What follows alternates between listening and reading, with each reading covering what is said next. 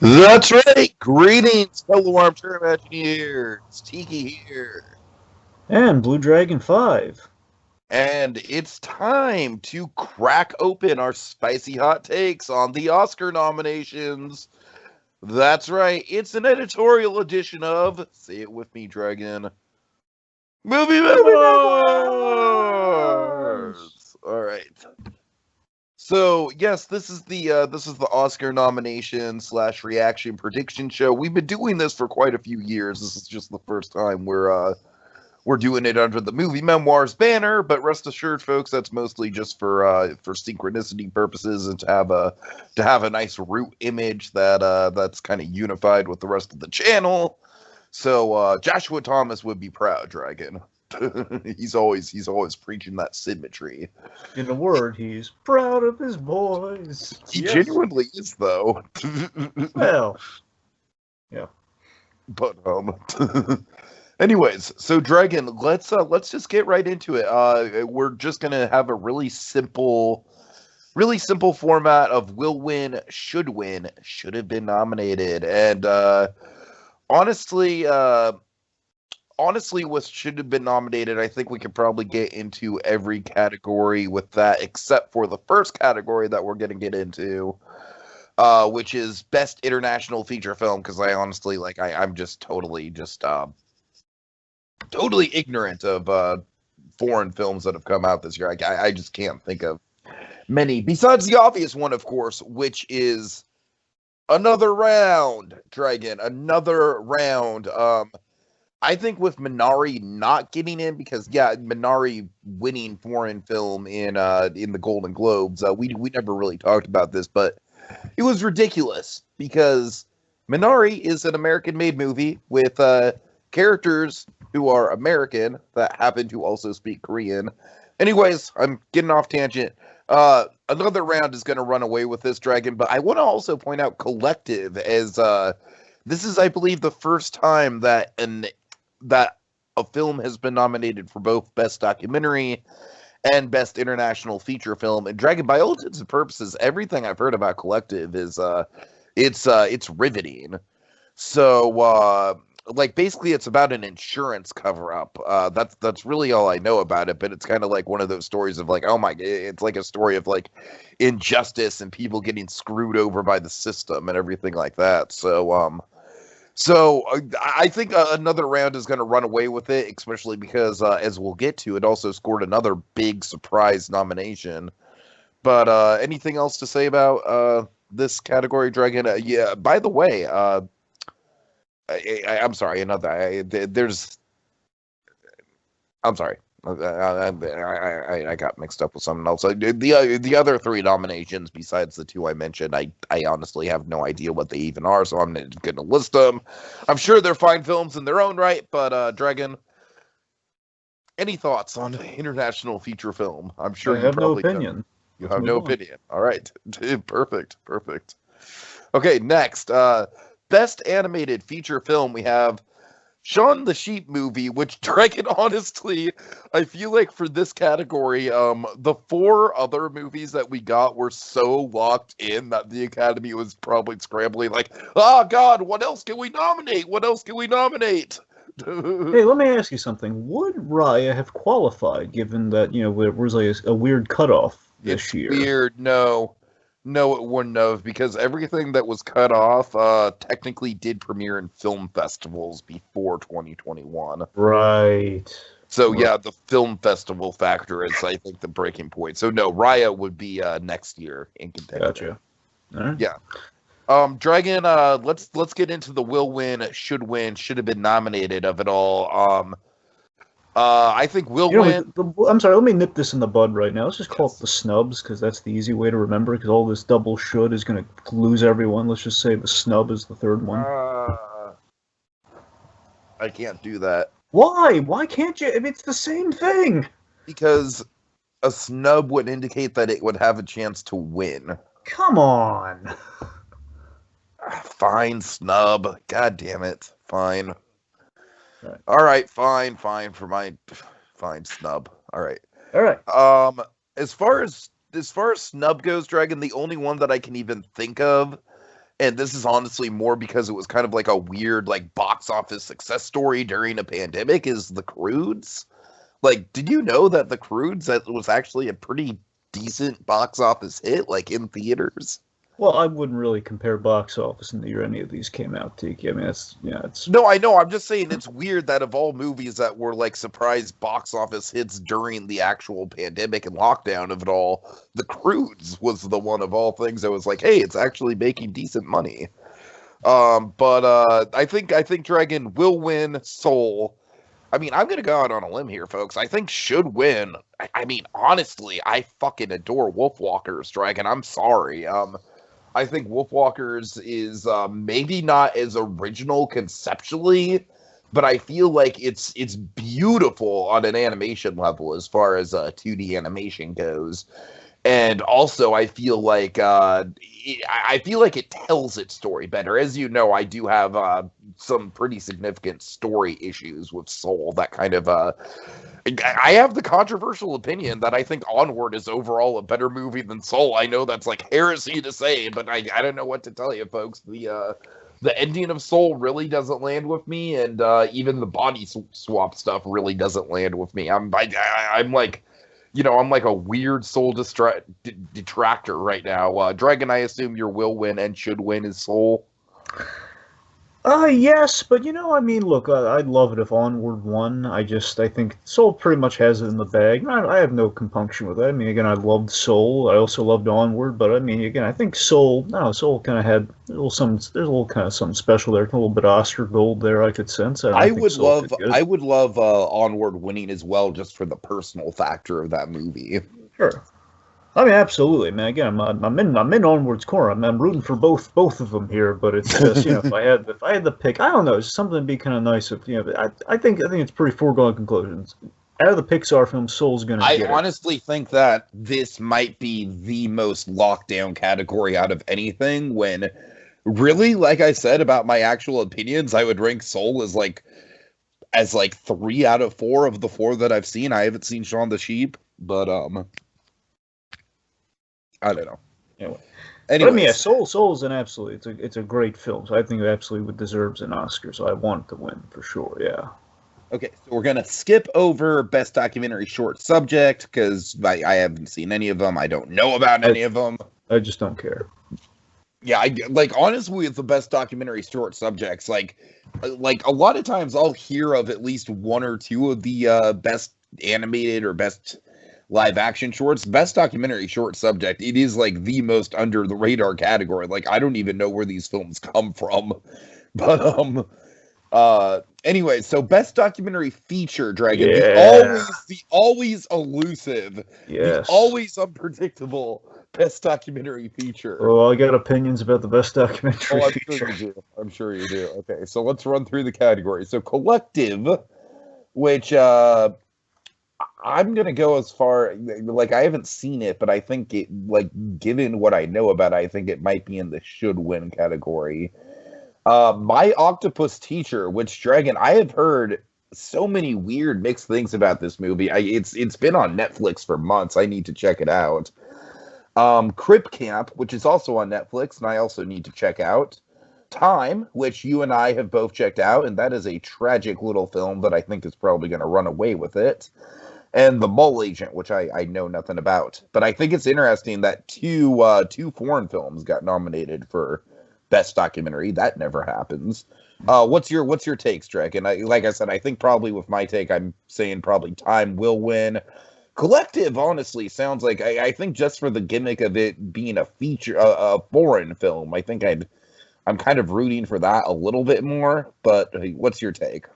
Okay, well, I think the one that's going to win, without question, Time's going to get it. Let's be honest. Time's going to win. I think the one that should win. Now, mind you, I've only seen Time. The rest of these I have not seen, but I've checked out the trailers for all of them. I watched the trailers for all of them. I got to say, just upon the trailer, I mean, Crip Camp intrigues me, and I might look into that because that one looks. I've always kind of discounted because I thought the name was so dumb, but I never really, Dude, I thought the title was always just really dumb and just never really kind of grabbed me. But kind of seeing that it kind of made the Oscar cut, and it's like, you know what? Why the heck is this nominated? I've heard really good things about it, Dragon. I know, that's what I'm saying. Now, having seen the trailer, I'm just like, oh, okay, that's what it's about. Okay, yeah. There. So I mean, in all fairness, I mean, based on like just very circumstantial stuff, I would say Crip Camp probably should win. The Mole Agent has an interesting trailer. The Mole Agent it's like a fun. What's that about? The Mole Agent, basically, from what I gleaned from the trailer, is that there was like an ad in the paper for essentially, I guess, kind of an investigator, an amateur investigator between the age of 80 and 90. And basically, it's it's following this guy within his investigation. It's kind of. Yeah, I mean, again, I didn't really, it's the other foreign entry, obviously. So I don't know. That one looks interesting. As far as snubs go, I think you and I I don't really think this one had a shot just because it's very controversial. Like the Oscars don't like to highlight movies that shine a negative light on the film industry at all. And I think this is definitely one of them. Happy, joy, joy. One of the nominees is about the negative side of the film industry. Which one? Mank. No, Mank is a little different. We'll get into that. I mean, yeah, like thematically, yes, but Mank, that Mank is also very masturbatory in terms of good old days of Hollywood.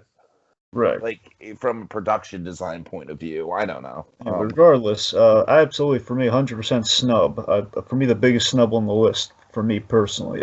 Happy, joy, the Ren and Stimpy story. This documentary is the Amadeus of animation. Did you really think it would get nominated, though? I mean, I love it. But, I'm saying, just looking at the lineup here, and yes, I mean, we kind of run into this sometimes with the documentaries. You can't see everything. I'm so used to this by Dragon. It's like, to me, it's like they refuse to give. To me, with the documentary feature, it's like they refuse to give it to any sort of pop culture subject matter. Like, I've noticed that with documentaries. It's always a social issue or a science documentary or something throughout the years, name a documentary you can think of that's strictly about pop culture, and that goes down to "Won't You Be My Neighbor" as well. It's I strictly feel like that's why "Won't You Be My Neighbor" was snubbed. Yes, the Oscars are notorious for snubbing all the good documentaries, or in various aspects. "Won't You Be My Neighbor," I think, is one of the worst snubs in Oscar history. I think you're right about that, but that's what I'm saying. You said it's per an example, and I mean, I'm going to say this. So here's a hot take. Time is overrated. I agree. I feel I feel like that's one where it's kind of socially people respect it more than I feel like it's certainly not an entertaining movie. I feel like Crip Camp is probably a more entertaining movie, but that's what I'm saying. I mean, just out of the bunch, just based on would you watch these movies? Looking at the trailers, I mean, Octopus Teacher doesn't grab me remotely at all. Collective, I'll admit, Collective, that seems, again, as a foreign entry, I think that's probably the strongest foreign entry. The Mole Agent looks entertaining. Which, that's what I'm saying. It's like an entertainment factor of these documentaries. Yeah. The Oscars are just, they're not taking into account. No, like I said, it's like with the documentary thing in particular, it feels like the Oscars are still just averse to giving it to straight up entertaining documentaries. That's what I'm saying. Just Happy, Joy, Joy. It was the best put together. And even if stuff like Happy, Joy, Joy, or Won't You Be My Neighbor deals with very heavy subject matter in some elements of it. They were Oscar-worthy documentaries, and it's a shame that we can't, at the very least, nominate them. I'm going to throw out one that I need to watch, but I'm honestly surprised isn't up here. It's Dick Johnson Is Dead. I haven't heard about that one. What is that? You've never heard of Dick Johnson Is Dead? No, really? What is that? It's it's a movie where it's essentially I believe it's a woman who is basically it's a coping mechanism of her father is getting up there in age, he's 90 years old or something like that, and she just loves the hell out of him, can't imagine living without him, And so she comes up with a coping mechanism for the inevitable, like, one day he will die, where she makes a series of short films with him, comedically portraying his death. Huh. As like a memento to him. I see.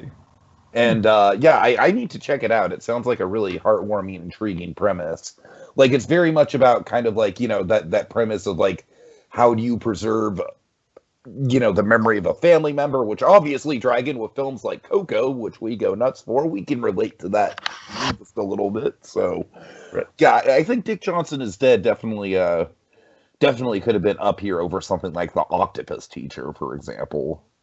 Sure. But again, I wish they get it right one of these years with the documentary category. I've just given up, Drag. I've just given up. As far as I'm concerned, if it's a subject matter I care about, it's not going to get nominated. I mean, the last time they got it right with documentary, I want to say it was 2016. If I get my year right there with O.J. Made in America. Now, to be fair, you have to really have a problem if you don't give that movie an Oscar for documentary feature. All right.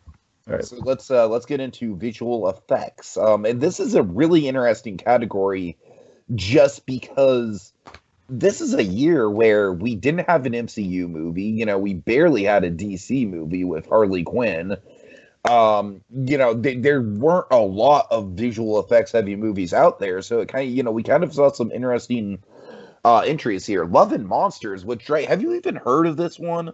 I know. I just saw the trailer. For preparation for this. My first kind of introduction. I honestly think the title maybe like floated through my radar. Like maybe someone mentioned it on the John Campea show once or something like that. But it's definitely flown under the radar for me. Mulan, which it's the worst Disney live-action remake they've ever done, and I include The Lion King in that, which is a big statement, so no. Tenet, Dragon, I need to goddamn see Tenet. Yeah. I really need to see Tenet, so... Not that fast, but, you should like, walk to see it, Midnight Sky, which, have you seen Midnight Sky, Dragon? I got nothing on Midnight Sky. I don't know what the deal is. It's not great. I've heard it's not great. Well, this is an awesome category already. We got four winners so far. I know, right? And then we have an actual probably the contender. one that I hear is actually really good, from your opinion, is The One and Only Ivan. Which also, visual effects wise, pretty solid. Yeah. So, what do you think, Dragon? Will win? Should have been nominated. I have no real stakes in this for once. I think Tenet's going to win because just in factoring in visual effects in terms of the practical side of things, the practical effects are really good in Tenet. I can't take that away from him. The whole the inversion thing's cool. Running through I can't think of many movies that were visual effects heavy that came out this year. Most of them got pushed back, obviously. Well, I have a snub I was going to get to. What was your snub? All right, big snub, really obvious. Invisible Man. Oh yeah! Oh hell yeah! Oh man! I know it's kind of the lack thereof of visual effects, but visual effects, absolutely. I mean, no. I mean that's definitely I feel like Invisible Man kind of did with visual effects, like not to the same degree, but Sound of Metal we'll get to, but that is going to run away with the sound category for a lot of ways for having a lack of sound in some respects. So yeah. All right. I really I think will win. Tenet should win. Maybe The One and Only. That's what I'm saying too. I think one should win. I think Tenet's probably gonna I don't think they're gonna give One and Only. I mean, I don't know how snobby the Oscars are gonna be this year because everyone's kind of down a peg. I don't know. I mean, keep in mind, these weird technical categories are the ones where something like a Suicide Squad can come out and win. That's a fair point. Never know. I mean, One and Only Ivan has my support is with The One and Only Ivan. Nothing against the effects in Tenet, because again, that's a solid win. I have no compunction if Tenet wins, but I would love it if The One and Only Ivan got some love. All right. You know what, Dragon? The next one we gonna skip unless you have any opinions on any of these songs, which I doubt you do. I have a snub. Oh, do you have a snub? Okay, go for it. Okay, Go so for for it. song, I really loved, any way you feel about it, Tiki, I love the end song of Soul. It's All Right. That was a really good song to end that movie with. And I really wish that was, I'm shocked that wasn't nominated for Best Song. The rest of these, I mean, I did like a quick, search of these songs. I gotta tell you, I mean, Judas and the Black Messiah out of the bunch, I think had the best song, but it wasn't really, it's like, I don't know. It just really did not impress. So I mean, I think that one, I guess, will, and I mean, I think it should win, I guess. But I mean, why couldn't Soul Yeah. get the nomination, man? Because it's all right. It was a really solid song. It was in my head after I watched the movie for a while. It was good. All right. Fair enough. Fair enough. All right. Okay, so here we get to an interesting category. So, achievement in music written for a movie. The Five Bloods, Dragon, which I've heard, I think one of the big headlines is just how snubbed the Five Bloods got. I believe this is its Yeah. only nomination. Yeah, I can't. I'm just thinking about it now. Yeah, it didn't get the Best Picture nomination, did it? No Best Picture, no Del Yeah. Reymundo for Best Yeah. Actor. Yeah. Not good. Mank, News of the World, Minari, and Soul. Dragon, this is pretty straightforward, right? Will win Soul, should win Yeah. Soul. Yeah, pretty so. I mean, look, now to be fair, I mean, I think the Five Bloods, and I hate the way they phrase this category. It can't just be say, why can't we say what's in parentheses? Best original score. Why we gotta dress it up so much? Right. Why do we gotta? Anyway, but yeah, Soul, absolutely. I will say this, the Five Bloods. Here's the thing: it's more of the songs that are used, and like the way the Five Bloods uses music in a great way as well. But I mean, Soul is more instrumental, orchestral. Yeah, well, not sorry, the jazz of it all. It's more it's not so much the selection of songs, which is where the Five Bloods shines, but original scores. And Soul just has a better score. Uh-huh. Let's see. As far as snubs go, I'm not really sure.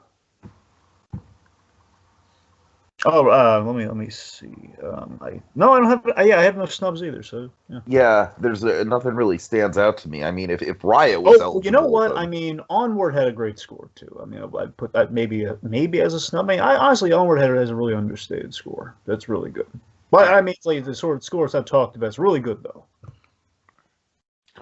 Okay, best achievement in makeup and hairstyling. We have Emma, Hillbilly Elegy, Ma Rainey's Black Bottom, Mank, Pinocchio. Dragon, this Pinocchio movie scares the shit out of me, man. It really does. I just don't think Pinocchio in live action is ever a good idea. Yeah, I think I think Pinocchio is going to win, and I think it probably should win too because I saw something on this earlier in the maybe not the week, but like earlier in the month or something. I saw there was some talk about Pinocchio and the fact that they did this really extensive makeup on the kid playing Pinocchio, and it's all practical. So I think absolutely Pinocchio I think absolutely should win. I mean, out of the bunch, otherwise the only thing that might run away with it outside of Pinocchio that makes sense would be Ma Rainey's Black Bottom, I guess. Mm-hmm. Yeah, I don't really have many strong opinions there either. I got no snub, so it's All right, fair enough. Yeah, trust me, folks, this conversation is going to get more interesting once we get into the more interesting categories, I think. So, it's a sound. Right. Best sound: Greyhound, Mank, News of the World, Soul, Sound of Metal. Dragon, Sound of Metal is going to run away with this, as it should, I think. Something to take note of here. I think it's the first time it's happened. I could, unless you can correct me. Last year, this is the first time we blended it all together. Yes, and I love it. It's a great choice. So Why simple. Yeah. Why haven't we done this from the start? Why do we have to give away extra Oscars? Let's just, But yes, I mean, I'm pretty sure what Sound of Metal. It has sound in the title. Come on. Yeah, and honestly, I can't think of a snub just because Sound of Metal is just such an obvious runaway. Like, I don't think any other movie this year comes close. Right. Right. Costume design. Okay, this is always kind of a weird category. Emma, which I know I've heard that floated around. I know nothing about it. Ma Rainey's Black Bottom, Mank, Mulan, and Pinocchio. Jay, I'm gonna go out on a limb and say like Birds of Prey wasn't a great movie, but I feel like the costumes were pretty damn solid. You know what? Now this is getting on my nerves. Now, see, the way we have it set up here, and the way it is on Oh God. the actual Oscar website says makeup and hair. I'm sorry. Let me rephrase. I'm sorry. I'm thinking of the previous category. The previous category. Oh, never mind. Sorry, I was looking at the wrong thing. Oh, we're all good. We're all good. But yeah, so costume design, quite simply. I think Ma Rainey. I think so too. That's what I'm thinking. I wouldn't be surprised if it went to Milan or some shit like that, though. I honestly think it's probably pretty wide open. I don't really have. Like Mank is a solid contender, maybe. Like I feel like it's about even, but I feel like Ma Rainey probably has a little bit of an edge, probably just because of Viola Davis's wardrobe. Well, sure, but also like the fact that a really big plot point has to do with the costumes. So. Oh my God! Yeah. The shoes. Yep, shiny shoes, mother of God. Oh God, I want to turn that shiny shoes thing into a runner. All right. So best achievement in production design, we have Ma Rainey, Mank, Tenet, News of the World, The Father. I think Mank is probably gonna should win this, right? I didn't think so. Really? I think the one who I think either I really wish I could have seen this movie, but again, the way things are, and because Netflix is being impossible these days, I think News of the World might get it for production design, but I think the front runner though, I think the one's probably going to get it's Ma Rainey. I think it's between Ma Rainey and News of the World in terms of who's going to actually get it. I think who should get it is I think Mank is the front runner, but I don't know. That's just my opinion. Well, I mean, weren't you the one going on for so long about how we use the one stationary location in Ma Rainey? It's such a great set. Yeah, set. Yeah. Singular, not plural. Yeah. And is it well done? It's the focal point? Is it well designed? Is it part of the production? Oh my God. Yeah, Dragon, but my point is that look, I think that Mank having the most nominees out of any film is fucking ridiculous. I think frankly it's a thoroughly mediocre movie in pretty much every respect except probably the last 20 minutes. Like, that's when it actually gets interesting. But the production design kills in that movie, man. I'm surprised that this, of all categories, is where the debate finally starts getting interesting. Well, honestly, I don't know.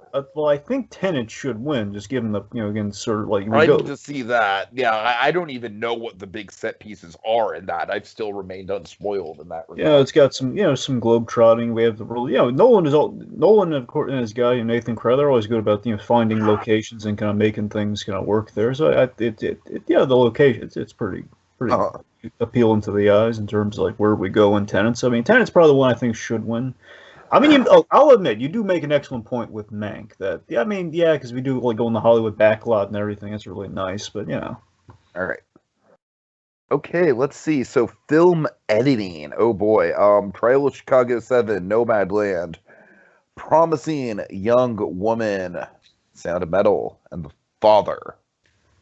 All right. I think Nomadland's gonna win. And I definitely don't think it should because I think that movie is slow as molasses. I think Trial of Chicago 7 should win. I'm with you. I think Trial of Chicago 7 is an interesting case where it was a front runner when it first came out, but the momentum of it kind of died down. But I think the editing in that movie is still what really sticks out to me even now. Like when I look back on it. So. As far as a snub goes, Dragon, I'm going to throw out Palm Springs, and this is the first of a few times I'm going to throw out Palm Springs. Why didn't I think of that? It's much better than my snub. Yes, yeah. I'm gonna double down with you on that. Yes, Palm Springs. Yes. What was your snub, though, out of curiosity? Oh, it's dumb. You don't want to. No, God. All right, fine. We'll just have it be a mystery. All right. Achievement in cinematography: Judas and the Black Messiah, Mank, News of the World, Chicago 7, Nomadland, Pretty straightforward for me. Will win, should win. Nomadland. I'm not a big fan of that movie, but but the cinematography is gorgeous. Cinematography for me, I think Judas and the Black Messiah might win. I would not be upset if that won. I think it's probably a better movie than Nomadland, but oh sure. So I think Judas is going to win. I think in terms of cinematography, honestly, I think Mank should win. I think of all the things Mank's nominated for, I think this one was yeah, that might be an upset from No Man Land, honestly, now that you bring it up. I could see them giving it to Mank. I definitely have a snub for this one. Okay. Again, to reiterate my previous one of my old snub swords at the top of this thing, Invisible Man. Sure. No, seriously, sure. that movie. I mean, that movie looks. Yeah, look at all no, those I rain hear scenes. I hear you. The movie looks gorgeous too. It's great. Yeah, I can't really think of a snub off the top of my head, but all right. Best adapted screenplay. We're gonna go with Borat, which I think that's a weird nomination, man. I really do. I know. Did you see? Was it? It was the Globes of the Critics' Choice Awards. One of them, Borat got all sorts of nominations and won a lot. Yeah, Borat is like I think it's like getting a lot of attention for a lot of stuff. Yeah. Yeah, it's weird. Let's see. So Nomadland, One Night in Miami, The Father, The White Tiger. Yeah, once again, this is like I honestly don't think any of I think Ma Rainey absolutely should have been on here. Well, wait, isn't it an adaptation though? Yes. Ma Rainey? Oh yeah, you're right. It's the it's an August Wilson play. August Wilson, yes. Yeah. Oh yeah, you're right. Why? Yeah, why isn't that on here? How is that not on here yet? Borat is. That's what I'm saying. You're right. That makes no sense. It's really weird. This is weird. So yeah, I think that's absolutely a snub. Yeah, but yeah. I don't know. Honestly, like I guess will win probably Nomadland. Yeah. But I feel like even with that movie, it's kind of in the same vein of Borat, where a lot of it is improvised. So I really like. I honestly think out of the three, I feel like I like Ma Rainey a lot more. But One Night in Miami probably is I really need to see The Father though, Dragon, and The Father is. I really want to see The Father as well. Yeah, and that's frustratingly hard to get a hold of right now. Hopefully it gets a wider release after the Oscars. So, all right. Well, for me, again, I think Nomadland's. I concur. Nomadland's gonna win. I think One Night in Miami absolutely should win. Would have liked to see The Father, though, so the guy confirm that. Yeah. All right. Okay, original screenplay. We got Judas and the Black Messiah, which I'm honestly surprised isn't like based on like a news article or a biography or anything like that. Well, technically, it's based on an interview. If you really think about it, that's what I'm saying. That's what I'm saying. I feel like the line is like a little bit blurred there. Honestly. Yeah. Minari, Promising Young Woman, Sound of Metal, Trial of Chicago 7. You got any takes on? I think with Snub, I think it's fucking horrendous that Palm Springs isn't up there. I think that's one of the biggest snubs of the year, honestly. Like, I knew that Palm Springs wasn't going to get much, but I figured it would be a shoo-in for this category. All right, hold on. I'm checking to make sure this isn't an adaptation here, because I do have a snub. Oh no, it isn't added. Okay, I'm gonna have to go back for a second here.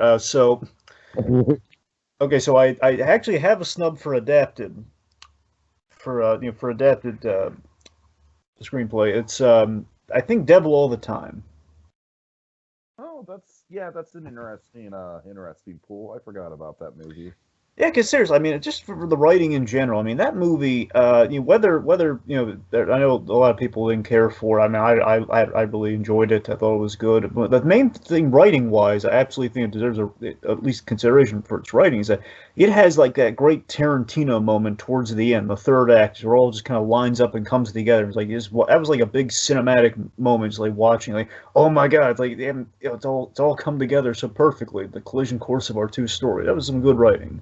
And it's like the build up and everything. So I mean, yeah, I would. Anyway, so that's my snub for adaptive. We're on originals. Original, I think Judas should win. Yeah. Go on. I'll be right back. Right. So yeah, in regards to the best original screenplay, I think Judas and the Black Messiah should win. Yes, it's kind of skirting the line. Why is it there? Because it's kind of it's a biopic, but also it's very much like based around an interview, a very important interview. So, there's that. In terms of what should win, I think Trial of the Chicago 7 should win. I mean, Sorkin's writing was great. The movie was very solid. I think in terms, that's why I would like to win. I wouldn't be upset if Judas won, but I personally would like it if Trial of the Chicago 7 won. And yeah, got my wires crossed on the snubs, so I have no snub for best original screenplay. I mean, look, I'm just going to toss one out off the top of my head, probably, and because again, it's kind of based on a true story. But so is Judas. So I'm going to say maybe Bad Education. I'm just going to come up with one on the fly. So yeah. All right, moving on. So we're going to move on to. Okay, I'm back. Sorry. Yes, so moving on to Best Director. Okay, yeah. So for screenplay for me, really quick. I think will win is Promising Young Woman, but I honestly think it's a toss-up between, honestly, like everything besides Sound of Metal I could see winning, honestly. So, okay, so Best Director, Chloe Zhao, David Fincher, Emerald Fennell, Lee Isaac Chung, and Thomas Vinterberg, my man, Dragon. This was easily the hardest that I cheered when going through the nominations. This was my big surprise, Dragon. I was stoked. Vinterberg has no chance. Oh, I know he doesn't. Well, you know what? You know what? He does have a pretty big career in Danish filmmaking, Dragon. So I don't know. I wouldn't count him out completely. I'm glad he made it. I don't see a world where he's, I honestly think he probably has the third best chance outside of Chloe Zhao and David Fincher. But yeah, Chloe Zhao is going to run away with it. Yeah, the Chloe Zhao, she's running with all the other awards. Yeah, there's no chance she doesn't win, but I think she's going to win. I think honestly, I mean, part of me wants David Fincher to win. I mean, I don't want Fincher to win for that movie, Dragon. I'll say that much. I mean, I like the whole. Plus, there's like the whole father-son angle. It's kind of nice. Yeah, I mean that's true, but still, I'm always a little bit disappointed with the narratives as far as like with Martin Scorsese. I think The Departed's a fine movie. I don't think it's anywhere near the best of his catalog, and frankly, I think if they would have waited, I think giving it something like Wolf of Wall Street or oh god, The Irishman. I feel like that would have been a more appropriate career Oscar for him, but I don't know.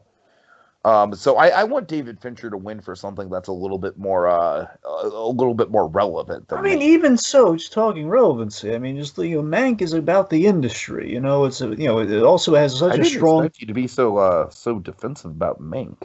I mean, look at the third act of Mank. The Mank ends really strong. It does some really great. Again, the performance is really greatly directed. Slog to get there, though. Yeah, but still, though, it's really strong. And if he just ponder, if he were to get it, it wouldn't be the worst thing to get it for, because again, it's about just this great kind of celebration of Hollywood and the behind the scenes and what goes into making a film. I don't know. Dragon, I really would have, as much as I'm kind of mixed on the movie, Pete Docter, I would always be down to see that man get a nomination for Best Director, because, I mean, he is, one of the most consistent directors in the animation industry ever, I think. I have a few snubs myself for director. Okay, so honestly, of course, Pete Docter. I'm always good for Pete Docter, but Dan Scanlon, just given the personal nature of Onward, I Yeah, would have Dan loved it. Scanlon, absolutely. Scanlon, Sure. I mean, I feel like Pete Docter probably would have been the more realistic option, yeah, but Scanlon definitely would have been the more personal but pick for me. here too, I think actually would have had a better shot at winning had Okay. they been up. Well, again, one particular. I think Regina King would have had an actual shot had she been. Yeah, that was genuinely kind of surprising that she wasn't up there. The other one is more like I personally think it, where again I understand, it's what I think a big snub for me is given how well the film turned out. Lee Wanell for Invisible Man, he did a great job directing that film, and it's not just that. I mean, seriously, if you hear like the stuff he kind of said to the actors that really get them to that place and everything, he was really strict. He earned that. He would have earned the Oscar had he gotten it. Had he won, had he been nominated, but he would have earned the nomination. Gotcha. So Lee Wanell, I felt he put in the work for it, but All right. Actress in a supporting role. We got Amanda Seyfried in Mank, which I gotta tell you, Dragon, I've never gotten the hype for her in Mank. I really liked her in Mank. I think she did a good job. She did nothing for me, man. I don't know what to tell you. Her character, I didn't really connect with it. Glenn Close, which if she wins, it's going to be a career Oscar and not a for this movie. I mean, look, I love giving Glenn Close nice things, but this might not be the time for that.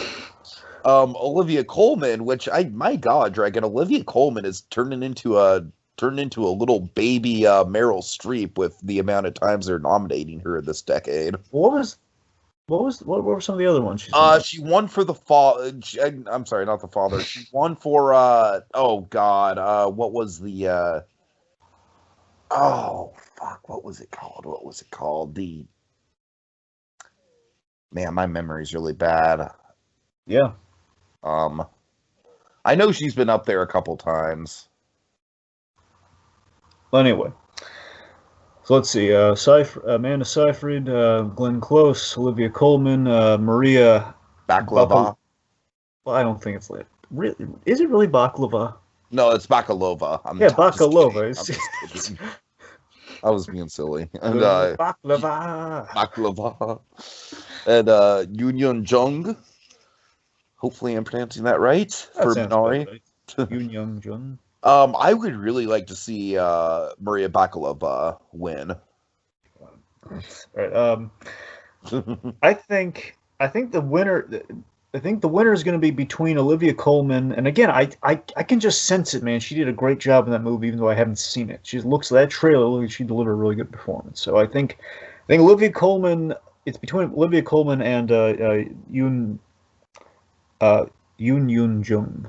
I think it's between them for who's going to win. In terms of who should win, again, I'm thinking Coleman, or for my own gratification, Amanda Seyfried, because I thought she was really good in that movie. But I'd be happy if Amanda Seyfried got it. I just really like to see a comedy performance get it. Be a nice change of pace. Yeah, but you want. And this woman was put in a room with Rudy Giuliani, Dragon. Well, yeah. I'm just saying that's. She sacrificed for her art, my friend. Well. Anyway. All right. Any snubs that you can think of? Because honestly, this is a pretty Well, I kind of have a. Actresses. Go ahead. I mean, I kind of have a snub, but here's the thing: Palm Springs is kind of. I mean, that would be lead actress, right? Yes. So that wouldn't. Yeah, that's me. So I mean. So I guess not really, no. All right. Moving on. Best actor in a supporting role. Daniel Kaluuya for Judas and the Black Messiah. Leslie Odom Jr. for One Night in Miami. Paul Raci for Sound of Metal. Sacha Baron Cohen for Trial of Chicago 7. And this was the biggest surprise. Yeah, this I think is stupid, by the way, how this worked out. It is. The dumbest thing I've ever one of the dumbest things I've ever seen with you. Seriously, though, I'm still mad at this. Okay, so you're meaning to tell me you to have such a strong opinion. No, because this is stupid. It oh God! Sense. Oh wow! Look at this. Just look at. I'm talking to you, Academy. Look at this. Okay, best performance by an actor in a supporting role. Okay, you have Daniel Kaluuya, good, very wonderful actor, and you have Keith Stanfield. also a really good actor. You know something wrong with this picture? Both in Judas and the Black Messiah. Have you seen the movie? How can you have your two potential, any way you slice it, you could say, I think Lakeith Stanfield is the lead actor of that film. My opinion, I think some people might agree, but let's just say, just for argument's sake, one of them is the lead actor. Was painting him for lead actor. That's the really stupid thing. Yes, but I just think, how is that possible? One of them has to be the lead. Otherwise, who's the lead actor? It doesn't make I honestly feel like a better case could be made for both of them being co-leads. I mean, sure, but again, why in supporting? Someone has to lead the movie. Yeah, it's like, I've heard that a lot, right? It's like, so Judas and the Black Messiah apparently doesn't have a lead. Apparently it's Jesse Plemons. Apparently he's the lead actor. Oh my god. Apparently. It's just so stupid. I mean, I think Kaluuya's the supporting. If they're not co-leads, and I think that's the way it is. And I think I think Daniel Kaluuya is absolutely fucking magnetic. I'm not even gonna try and name a snub in this category, just because I really think that he is like unbelievably good. I think he absolutely should win. Dragon, I think if anything, Lakeith Stanfield being in here is going to shoot Kaluuya's chances in the face, in the foot, not in the face. That's a little too violent. Yeah. But and we could see an upset and it go to Sacha Baron Cohen. Yeah, that's what I think is going to happen. I think, I mean, Kaluuya, I think he's been getting it on so far. He's been getting it, but I feel I would be genuinely upset if he didn't get it. I really would. I think, honestly, I mean, between either Kaluuya it's going to be BS how he's nominated in this category, but I wouldn't be upset if Lakeith Stanfield got it. No, I wouldn't either. But that's what I'm saying. One of our Black Messiah guys here, if they got it, but I feel Baron Conan's going to get it in lieu of Kaluuya, which is a shame. That's my prediction. And I do have a snub. It's a small snub. Honestly, it's a swap, if anything. I would have swapped out Leslie Odom Jr. for Aldous Hodge. I could see. I honestly could swap out any of the One Night in Miami guys. I think that's a really solid ensemble. Yeah, sure. I mean, honestly, Aldous Hodge, he was great in that movie, which I'd probably swap him out for just his performance as Jim Brown. But I mean, also again, he's really great supporting an Invisible Man. So either way you slice it, Aldous Hodge. Sure. Okay, Paul Raci is the one where it's like, if he did actually win, he would be the one. I think Sacha Baron Cohen, I definitely think he's a standout of Chicago 7, but I feel like his performance is a little bit too safe for this, where you have other performances that are just really electric. But Paul Raci, Dragon, I would be super happy if he did win. I was genuinely not really expecting him to get nominated, and I'm happy to see him there. And he's a very authentic performance in this movie because he's not deaf himself, but he grew up with deaf parents. So, so basically from early childhood, he's learned American Sign Language and studied American Sign Language and taught American Sign Language. So very, very authentic performance from Paul Raci. I would be happy to see him win. If not Kaluuya, then I would be happy to see him. All right. So Best Actress in a Leading Role, we have Andra Day, Carey Mulligan, Vanessa Kirby, Frances McDormand, and Viola Davis. I honestly think this is a two-horse race between Carey Mulligan and Frances McDormand. I want you to remind me of something. Yes. Carey Mulligan, is Promising Young Woman the one where it's it's that scene with was it Christopher Mintz-Plasse? Yes. Okay, that's the one. That's the one. Yes. Just want to make sure. Yeah, I honestly, I wouldn't be upset if she got it because she seemed really. That's the movie kind of interesting because she seemed really she gave a really good performance in that film. She's great. She's great. She's the one I'm rooting for. All right, but just for lead actors here, I think McDormand's gonna win.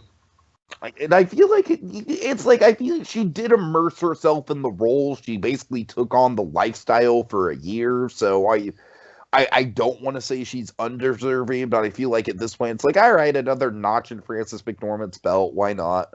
I think Viola Davis probably should win because she was really good in that film too. She was really electrifying, and I feel like she just kind of got overshadowed by other, by performances later on in the year. I feel like maybe Ma Rainey came out a little too early too.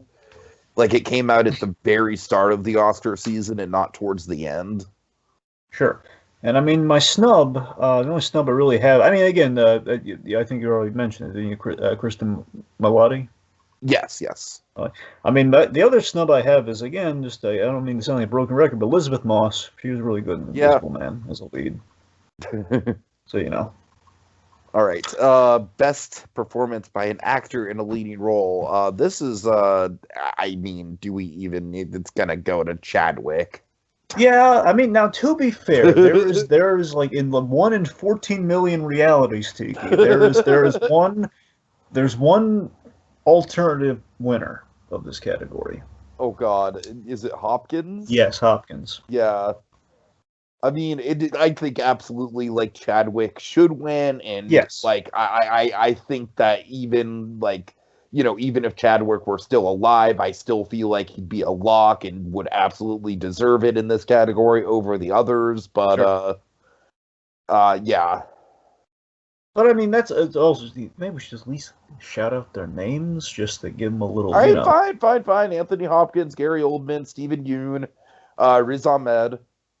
Of course, Boseman. Yeah, I think I have no illusions. Of course, Boseman's going to get it. Okay, of course he's going to get it. But again, in terms of the should, I mean, again, Boseman's performance was, again, he gave such a one. Again, while Ma Rainey is not, I'm iffy on Ma Rainey, the story of Ma Rainey, but I love his performance in that film. So absolutely, unequivocally, he should get. I really want to see The Father, but I don't. Again, like Anthony Hopkins can act. The man could read the phone book and win an Oscar, in my opinion. He really could. But I mean, that's the thing. I think there's a world in which Anthony Hopkins wins, but it's very very small chances against Chadwick Boseman. So I would not be unhappy to see Riz Ahmed or Stephen Yeun get it, just because I feel like Riz Ahmed, is very like he's very underrated in terms of like I feel like it's like in another year it would be I feel like he'd be a front runner in another year. I have a couple like snubs. They're not like not really like intense snubs. Just like if we could put him in there. Tom Holland or Hugh Jackman for their films this year. Hugh Jackman, sure. Tom Holland, what movie was he in? He was the lead in Devil All the Time. He did a really good job. Right, yeah. And I mean, well, I know, yeah, Cherry wouldn't count either, but I haven't seen that, but I hear he's amazing. But no, just focusing on even just Devil All the Time. He was a really compelling lead in that film, so I could see him kind of like getting the nomination again. Hugh Jackman in Bad Education. Seriously, did you ever get around to watching Bad Education? No, I need to. I need to see it. Yeah, really solid film. That's one of the best HBO films they did.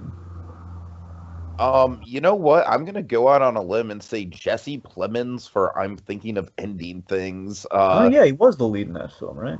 Yeah, I would have liked to have seen him, and I'm gonna also kind of double back around, and also Mads Mikkelsen for Another Round. That would have been great. I'll also double back around, Dragon, to supporting actor. This genuinely, I think, is a snub, and I feel like it's kind of ridiculous that this movie got so overlooked, because I think it's easily one of the highlights of the year for me. Richard Jenkins for Kajillionaire. Well, you know me, I love Richard Jenkins, so.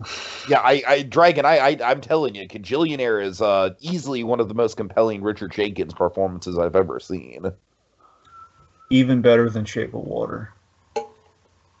I would say more compelling than Shape of Water.